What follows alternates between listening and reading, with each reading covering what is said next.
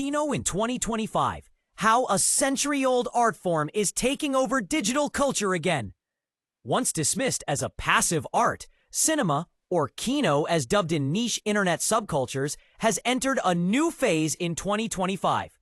What began as a film appreciation movement on forums like Reddit and Letterboxd has transformed into a decentralized renaissance.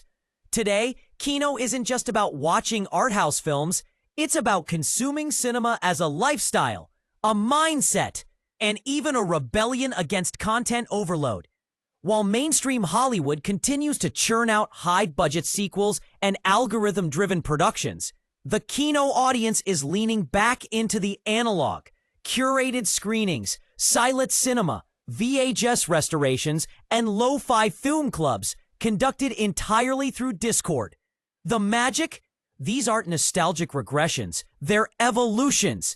They're about slowing down the scroll and making screen time sacred again. Streaming platforms have had to pivot. Gone are the days when Netflix's autoplay and infinite scroll define the user experience.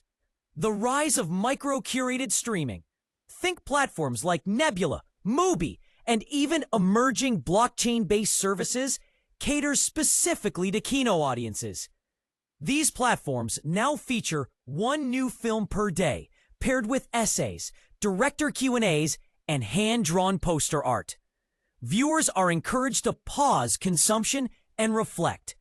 In fact, the hottest trend among cinephiles in 2025 isn't binging, it's delayed viewing.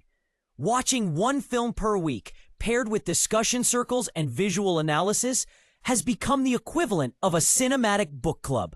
This shift in viewing habits is spawning new podcast formats, including frame-by-frame breakdowns, mood board dissections, and audio essays layered with ambient film soundtracks. The aesthetics of KINO have also merged with the digital art and fashion worlds. TikTok is flooded with KINO edits, short, emotionally charged compilations using scenes from Tarkovsky, Wong Kar-wai, or even lost 70s indie films, all stitched together with vaporwave soundtracks and grain overlays. These aren't just fan edits. They're emotional essays.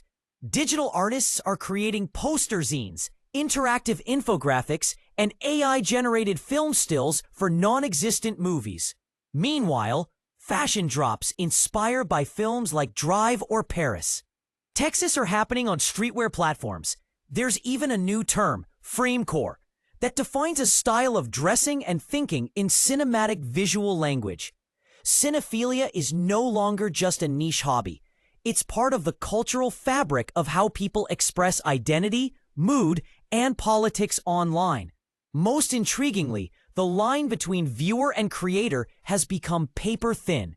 Thanks to AI-assisted film tools, more people are filming without cameras. Text-to-video engines allow scriptwriters and cinephiles to generate scenes based on descriptions, camera angles, and lighting preferences.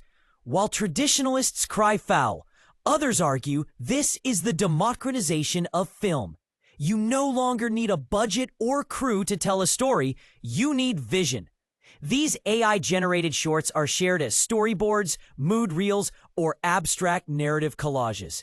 They're becoming staples on YouTube, where podcasts now play audio over impossible films.